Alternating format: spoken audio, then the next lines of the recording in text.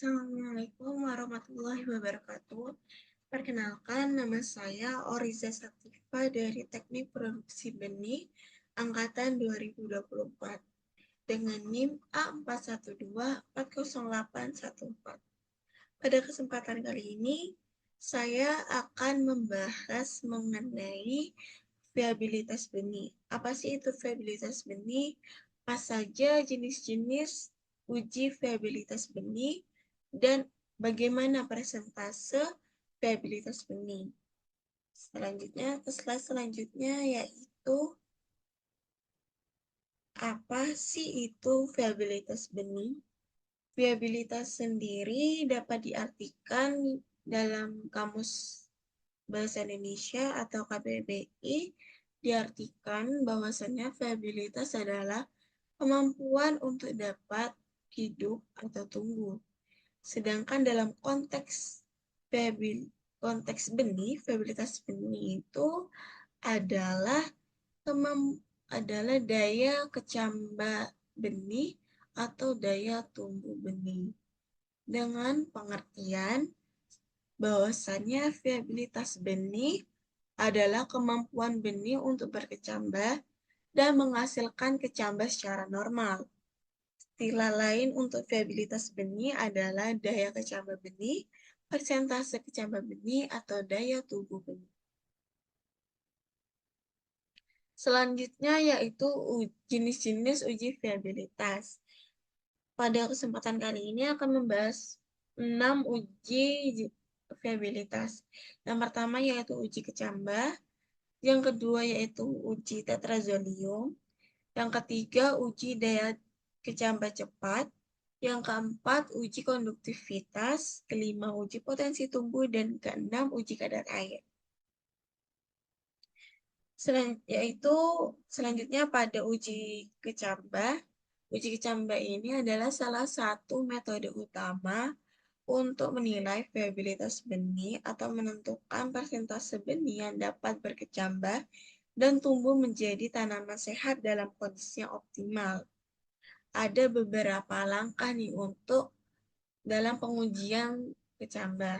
Yang pertama yaitu pengambilan sampel benih. Nah, dalam pengambilan sampel benih ini kita bisa mengambil atau memilih benih yang ingin diuji dan jenis benih yang ingin diuji juga, yaitu bisa jenis benih jagung, benih kacang hijau, kacang tanah, tembakau, dan lain sebagainya. Dan yang kedua yaitu penyiapan media. Nah, media ini harus dalam kondisi lembab, namun tidak terlalu basah, yaitu di mana kondisinya ini dalam medianya ini tidak menggenang. Jadi untuk kondisi air ini tidak terlalu berlebihan. Untuk penyiapan media ini bisa menggunakan kertas, pasir, kapas, dan lain sebagainya. Yang ketiga yaitu kondisi inkubasi. Biasanya ini mengatur suhu dan kelembapan. Yang keempat yaitu pengamatan. Biasanya dalam pengamatan uji kecambah ini bisa dilakukan selama 7 hingga 14 hari. Tergantung jenis benih yang diuji pada saat itu. Yang kelima yaitu perhitungan persentase kecambah. Nah, untuk perhitungan persentase kecambah ini bisa menggunakan rumus jumlah benih yang berkecambah dibagi jumlah benih yang diuji dikali 100%. Nah, dalam nanti di akhir perhitungan tersebut itu menunjukkan apakah benih itu bisa digunakan atau tidak dan menunjukkan kualitas benih tersebut.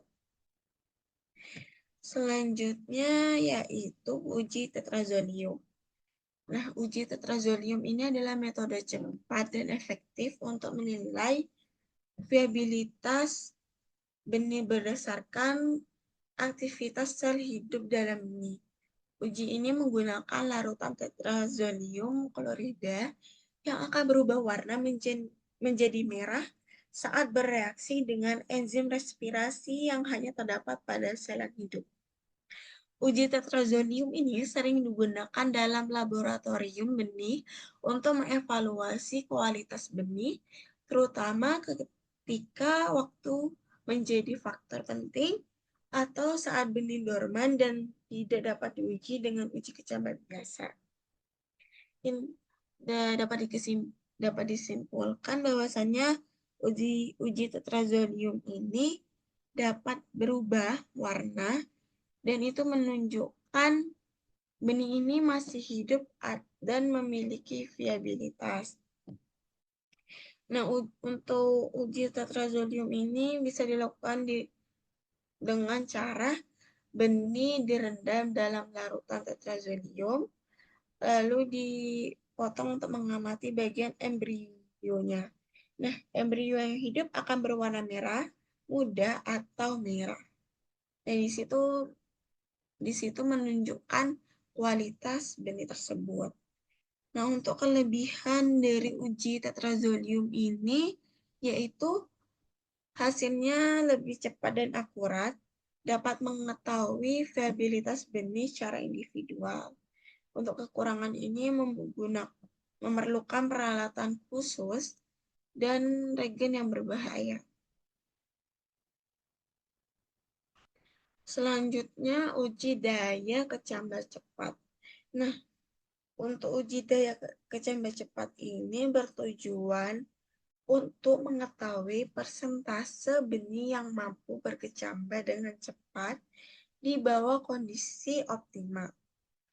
Uji daya kecambah cepat memberikan gambaran awal tentang potensi pertumbuhan benih sehingga dapat digunakan untuk memperkirakan kualitas benih dalam waktu yang lebih singkat dibandingkan uji daya kecambah standar yang biasanya memerlukan waktu yang lebih lama.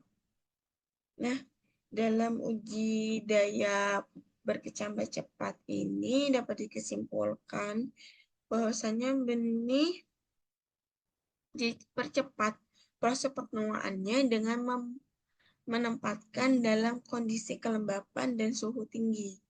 Nah, setelah itu benih ini diuji untuk melihat seberapa banyak sih yang tetap viabilitas gitu. Yang benih yang dapat berkecambah tersebut. Selanjutnya yaitu uji konduktivitas. Nah, uji ini adalah salah satu metode untuk mengukur viabilitas benih dengan mendeteksi tingkat kebocoran elektrolit dari benih yang direndam dalam air. Nah, metode ini sangat efektif untuk menilai kerusakan membran sel benih. Ketika benih mengalami kerusakan atau penuaan, membran sel tersebut akan menjadi rusak, sehingga elektrolit seperti kalium, kalsium, dan magnesium akan bocor ke dalam air. Tingkat kebocoran ini diukur dengan konduktivitas larutan, yang mencerminkan kualitas benih.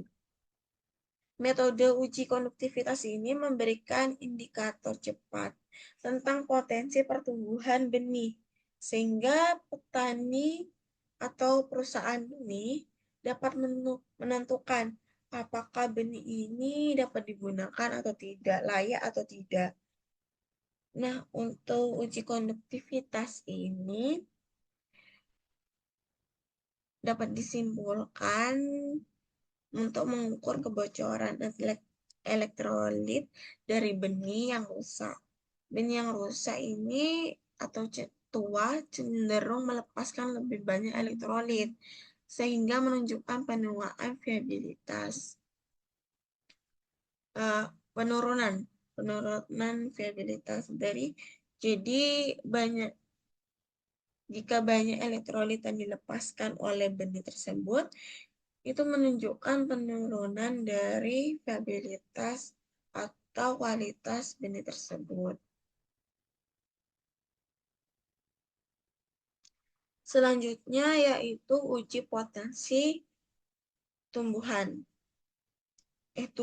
uji potensi tumbuh.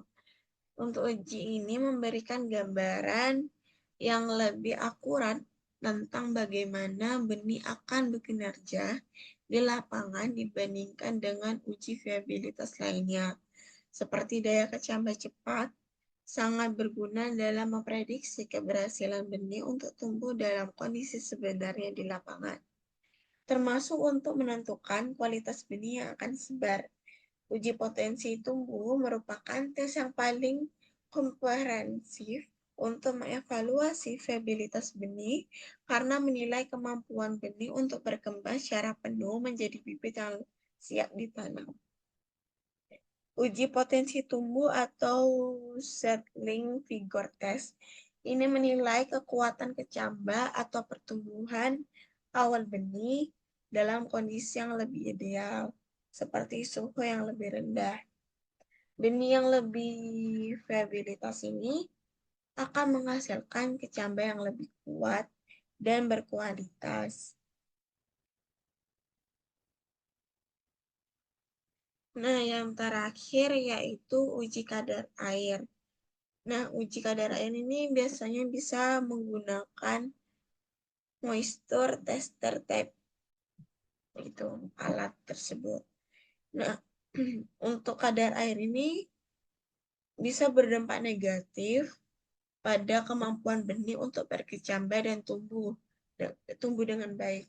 Karena dengan kadar air yang terlalu tinggi atau terlalu rendah ini bisa membuat kecambah tidak tumbuh dengan baik atau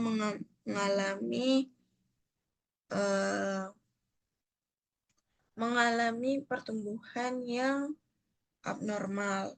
Nah, untuk pengukuran kadar air ini sering dilakukan sebagai bagian dari proses pengujian kualitas benih sebelum disimpan atau digunakan. Kadar air yang tepat membantu mempertahankan kualitas benih untuk jangka waktu yang lebih lama, memungkinkan benih untuk berkecambah dengan baik ketika ditanam. Metode yang dipilih untuk mengukur kadar air ini tergantung pada jenis benih, ketersediaan peralatan, dan kebutuhan akurasi pengujian. Nah, dari keenam uji kadar viabilitas benih itu menunjukkan bahwasannya perkecambahan benih ini tergantung pada suhu dan kelembapan. Nah, pada proses uji ke, uji kecambah ini kita dalam pengamatan itu harus melihat dan mengamati setiap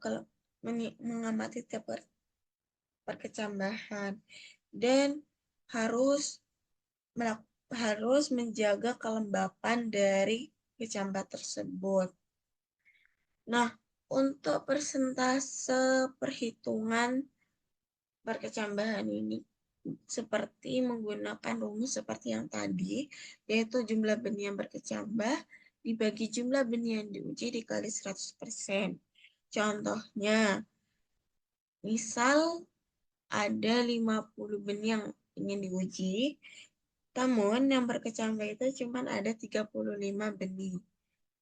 Jadi untuk perhitungannya itu yaitu 35 dibagi 50 dikali 100% hasilnya 70%. Nah, menurut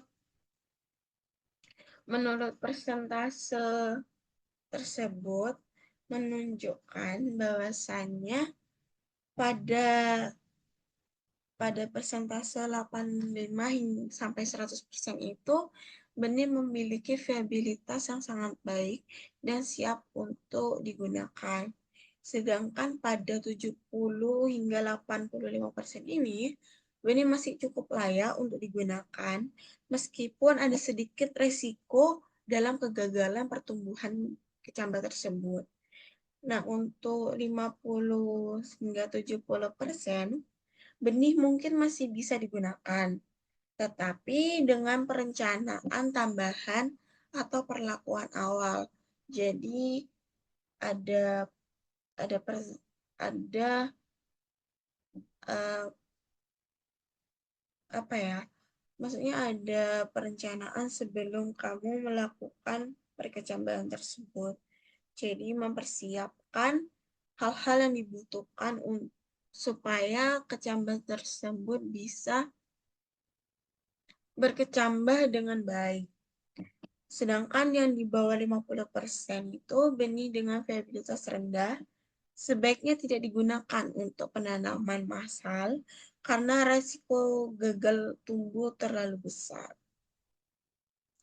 Nah, selain jumlah benih yang berkecambah, penting juga melihat kualitas dari kecambahan itu. Kualitas yang baik yaitu umumnya memiliki akar yang kuat, tunas dan tumbuh normal, dan bebas dari cacat atau kelainan. Kalau kecambah jika pertumbuhan kecambahnya itu abnormal, biasanya seperti akarnya bengkok, daun yang tidak berkembang sempurna, atau tunas yang tidak tumbuh dengan baik. Bisa menurunkan hasil meski persentase perkecambahan tinggi. Untuk kecepatan perkecambahan itu, waktu perkecambahan juga menjadi faktor penting karena benih yang berkecambah lebih cepat cenderung lebih sehat dan memiliki viabilitas yang lebih tinggi. Baik, untuk presentasi mengenai viabilitas benih ini, sekian presentasi dari saya. Kurang lebihnya mohon maaf. Wassalamualaikum warahmatullahi wabarakatuh.